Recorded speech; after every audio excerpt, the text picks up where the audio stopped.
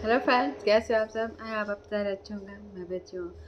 तो फ्रेंड्स, आज जो मैं आपके सामने वीडियो लेके आई हूँ, इस वीडियो में मैं बताऊँगी आप लोगों को कि जो मेरे किडनी का मतलब डैमेज हुए हैं, तो जो मेरे शिशु में डायलिसिस होते थे उसका कितना खर्चा आता था और कितना अब आता है ना। तो दोस्तों, जैसे कि आप लोगों को पता ही है कि मेरे दोनों किडनी डैमेज हो चुकी है और मुझे स्माइल का बिल्कुल भी नहीं देता है। मैं सिर्फ लिपसिंग से समझती हूँ या मुझे मेरी मम्मा भाई बहन लिख के समझाते हैं। तो फ्रेंड्स, शुरू करने से पहले तो मैं आप लोगों को बोलना चाहती हूँ कि जो मेरे चैनल को पढ़ रहे हैं, प्लीज़ मुझसे रिक्वेस्ट है, मेरे चैनल को सब्सक्राइब करें, लाइक करें, कमेंट करें और शेयर भी करें मेरे फ्रेंड्स। तो शुरू करती हूँ मैं अपनी वीडियो। तो दोस्तों, आज मैं आप लोगों को बताऊँगी कि मेरा डायलिसिस का खर्चा पहले शुरू में कितना था और अब जो है कितना होता है। तो जैसे बात 2017 की है, जब मुझे पिम्स हॉस्पिटल से घर भेज दिया था कि जाओ ऊना में आप तो डायलिसिस कराओ। वीक में 2 डेज जो है आप डायलिसिस करवानी शुरू कर दें। तो जब हम घर आ गए तो हमें तो पता ही नहीं था कि हमारे डायलिसिस सेंटर है ऊना में कि नहीं है, क्योंकि इस प्रॉब्लम के बारे में हमें कुछ भी पता नहीं था। हाँ, तो हम तो ये सोचते कि बड़े बड़े हॉस्पिटलों में ही हो गए डायलिसिस, यहाँ ऊना में प्राइवेट सरकारी हॉस्पिटल में कहाँ हो गया है ना। तो मेरे पंजाब में मामू हैं, मामू रहते हैं, तो उन्होंने पता है क्या कि यहाँ कहाँ डायलिसिस होती है। तो अनंतपुर साहिब में है, माता नानकी चैरिटेबल हॉस्पिटल है, वहाँ पे जो है डायलिसिस होती है। तो जो डायलिसिस का रेंट है, मतलब मशीन का रेंट है, वो 600 मतलब 600 रुपया रहते हैं एक डायलिसिस का। तो हमने सोचा ठीक है, 600 रुपया बढ़िया है, 600 रुपये में ना अच्छी बात है, डायलिसिस हो रही है। तो हमने मम्मी ने मामू को बोला कि तो आप लोग टाइम ले लो, क्योंकि टाइम होता है ना कि डायलिसिस का 3 शिफ्ट में हो जाता है, 4 4 घंटे की डायलिसिस होती है, मॉर्निंग, इवनिंग और दोपहर का। तो जो हमें टाइम मिला वो दोपहर का मिला 11 बजे। तो बोलते कि आपने 11 बजे माता नानकी चैरिटेबल हॉस्पिटल में पहुँच जाना है। ठीक है, हम चले गए डायलिसिस करवाने घर से।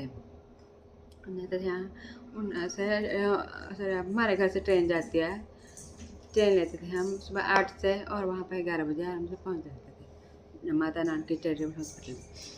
तो दोस्तों, जैसे हम गए वहाँ पर जो टेक्नीशियन था उसने बोला कि आप पहले 600 रुपया जमा करवा के आओ नीचे, तो जो सामान है वो मैं लिख देता हूँ, आप वो मेडिकल स्टोर से ले आओ। तो हम गए, तो मम्मी ने सारा सामान ले लिया वहाँ से मेडिकल स्टोर से।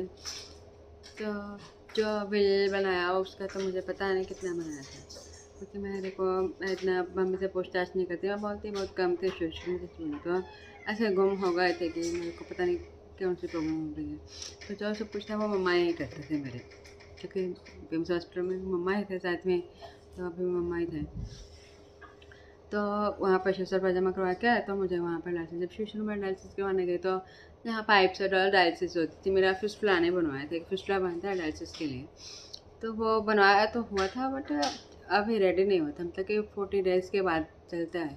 तो अभी 40 डेज़ नहीं हुए थे उसको, तब यहाँ से ही करते थे पाइप से। तो यहाँ नेक लाइन डाली होती है, तो बोलते हैं कि उसका जो खर्चा ज़्यादा आता है, क्योंकि यहाँ से इन्फेक्शन ज़्यादा होते हैं ना। तो उसके लिए जो हर बार फ़िल्टर चेंज करना होता है, हर बार जो पाइप्स लगती हैं उनको चेंज करना होता है, और एक जो इन्फेक्शन का इंजेक्शन इसमें लगते थे, तो मुझे कौन से इंजेक्शन लगते थे। तो ऐसे करके धीरे धीरे हम चले जाए वहाँ पर जाने लग पड़े। तो जो हमारा वहाँ पे खर्चा आता था, मतलब कि मेरे ख्याल से कभी 6500 कभी 5500 ऐसे आता था। तो एक दिन क्या हुआ कि हम डायलिसिस करवाने गए होते, वहाँ पे जो टेक्नीशियन था उसने मम्मी को बोला है कि आंटी ऐसे किया करो, 600 रुपया आप नीचे जमा करवा दिया करो, और जो बाकी सामान आप मेरे से ले लिया करो, भाई मेडिकल स्टोर से नहीं लेना, आपने मेरे से ले लिया करो। हम बोलते ठीक है। तो वो था जो हमें अपना सामान देता था अंदर से, वो पूरा 8500 का बिल जो है हमें बना के दे देता था, और 600 रुपये मम्मी अलग से जमा करवाते थे। तो शुरू में हमारा एक डायलिसिस का खर्चा कभी 8500, कभी 6500, तो कभी 5500 ऐसे आता था। और अब देख लो दोस्तों कि हमारा मंथली का जो है 40-50 हज़ार जो था वो डायलिसिस में ही जाता था, 40 से 50 हज़ार। तो उससे ज़्यादा भी हो जाता था कभी कभी ना, क्योंकि मेडिसिन वगैरह तो जो है वो रेगुलर चलनी थी मेरी, रेगुलर चली थी। तो दूसरा कभी टेस्ट, जो टेस्ट होते थे मेरे वो 1500 के, कभी 2000 के टेस्ट होते थे हर मंथ के, वो हम अलग से करवाते थे। तो ऐसे ऐसे करके तो हमारा मतलब कि एक मंथ का 50,000, कभी 50,000 से ऊपर ही इतना खर्चा हुआ है ना। तो जो मैं उस डॉक्टर की बात बताती हूँ, तो यहाँ पर मैं एक बात बताना चाहती हूँ कि अवेयर है थोड़ा। जब हम शुरू शुरू में बीमार होते हैं तो हमें पता नहीं होता कि इस बारे में कितना खर्चा होगा, क्योंकि जब शुरू शुरू में प्रॉब्लम आती है तो हमें बिल्कुल भी पता नहीं होता कि हम मतलब कि जो जैसा हमें डॉक्टर बोलते हैं हम वैसे ही करते हैं, पर हमें थोड़ा अवेयर रहने की ज़रूरत है। क्या होता है, वो जो वहाँ पे टेक्नीशियन था उसने मम्मी को बोला कि आंटी आप ऐसा क्या करो, जो हॉस्पिटल का चार्ज है वो आप नीचे जमा करवा दिया करो, जो 600 रुपया होता है, तो जो बाकी है वो आप सामान हम मेरे से अंदर से ले लेते। तो मैं बोलते ठीक है। तो जैसे हम वैसे मेडिकल से लेते थे, उसके बाद हम वहीं उसके पास टेक्नीशियन से जो लेने लग गए। हमारा सामान आता था, 850 का फिल्टर देता था हमें, तो 2000 का इंजेक्शन आता था, ब्लड का इंजेक्शन 2000 का, और 350 की जो आयरन थी वो आती थी, क्योंकि किडनी पेशेंट को वीक में 2 इंजेक्शन तो जो थे वो कंपल्सरी थे। एक जो ब्लड का इंजेक्शन होता है और दूसरा जो होता है आयरन का, वो तो कंपल्सरी लगने ही होते हैं। हाँ, तो वो अलग से था। तो देख लो फ्रेंड्स, जो था ब्लड का इंजेक्शन भी उसी का इंजेक्शन था, वो भी हम सबके उसी टेक्नीशियन से लेते थे। तो सब कुल मिला के हमारा जो खर्चा था, मतलब कि एक डायलिसिस का आप खुद लगा ले हो, तो वो हमारे से 85 रुपये बिल बनाता था, और 600 रुपये हम जो हॉस्पिटल का देते थे, ठीक है। बाकी हमारा किराया लग जाता, हम उन्ना से अनंतपुर साहिब जाते थे, देखिए वो कितना मतलब मेरा डायलिसिस का खर्चा आता। तो हमारा एक मंथ का जो था, मतलब कि 50,000 60,000 मतलब इतना खर्चा जो था हो जाता था। तो इससे ऊपर भी लग जाते थे, क्योंकि कभी मैं बीमार हो जाती थी ना, तो मेडिसिन वगैरह खर्चा वो सारा हमें ही करना पड़ता था, मम्मी पापा को ना। तो मतलब तो मंथ का हमारा 50,000, कभी 60,000, कभी 70,000 रुपये लग जाता था। तो जय जो डायलिसिस थे हमने अनंतपुर साहिब में 2019 तक करवाए है ना, 2019 तक हमने अनंतपुर साहिब में डायलिसिस करवाई।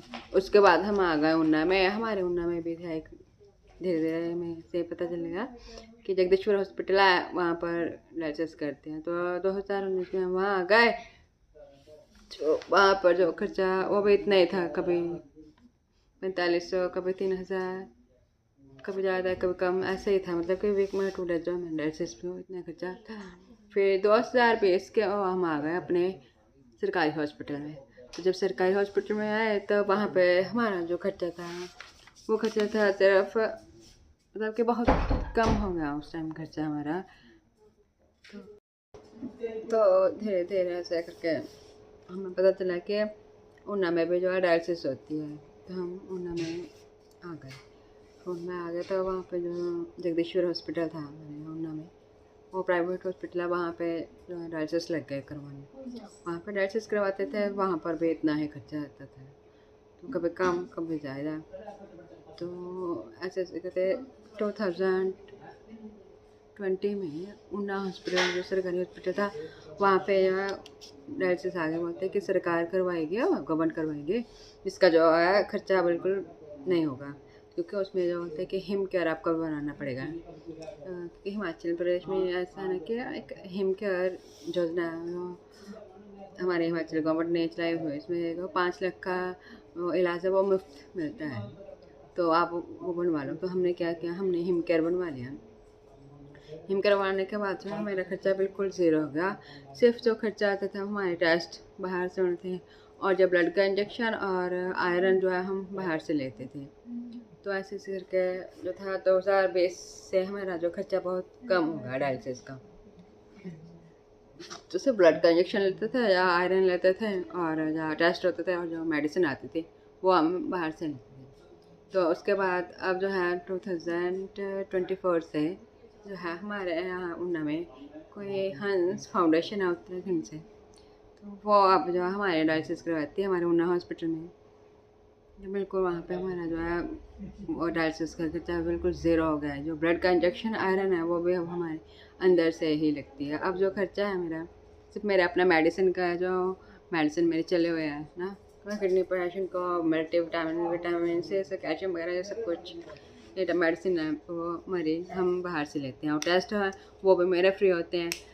कभी कभी जो टेस्ट हम बाहर से करते हैं क्योंकि टेस्ट होते हैं डॉक्टर ने लिखे हैं बाहर से करवा लेते हैं। तो अभी जो खर्चा है मेरा सिर्फ हमारा घर से आने जाने का खर्चा, गाड़ी का खर्चा है और मेडिसिन का खर्चा है। बाकी वो पीजीआई जाने का खर्चा है वो तो हमें करना ही पड़ेगा ना, क्योंकि ट्रांसप्लांट तो करवाना ही है। तो दोस्तों कुल मिलाकर ये था कि शुरू में हमारा प्राइवेट हॉस्पिटल में से बोलूँ तो बहुत सारा खर्चा हुआ, 50 हज़ार 60-70 हज़ार तक 1 मंथ का जो खर्चा था वो आता था। जो अब जो खर्चा है वो बस मान ली जो मेरा पूरा मंथली का होगा अब जो है 10 हज़ार तक जो मतलब कि अच्छे से हो जाता है। तो फ्रेंड्स बस यही है, आप लोगों को बोलना चाहती हूँ कि आप लोग अवेयर रहिए, क्योंकि जब हम शुरू में बीमार होते हैं ना हॉस्पिटलों में जाते हैं तो हमें कुछ भी पता नहीं होता, कुछ मालूम नहीं होता कि कितना खर्चा आएगा। तो सच पर तो कई डॉक्टर्स हैं प्राइवेट हॉस्पिटल वाले लूटते हैं वो, क्योंकि न्यू पेशेंट है अपनी बातों में वो चिकनी चुपड़ी बातें कर करके नव पेशेंट को फंसा लेते हैं, फिर उनका इलाज करते हैं गड़बड़, जैसे मेरे साथ किया अपनी चिकनी चुपड़ी बातों में लेकर अपने हमें मेरे को काने डैमेज कर दिए, कानों के नसें ब्लॉक कर दिए कर दिए उस डॉक्टर ने गलत इंजेक्शन लगा के। तो दोस्तों बस लास्ट में ये कहना चाहती हूँ कि अवेयर रही है ना, क्योंकि जब पता नहीं होता। तो दोस्तों मिलती हूँ आपको अगली वीडियो में, तो मेरे चैनल को लाइक करना, सब्सक्राइब करना, शेयर करना। तब तक बाय बाय।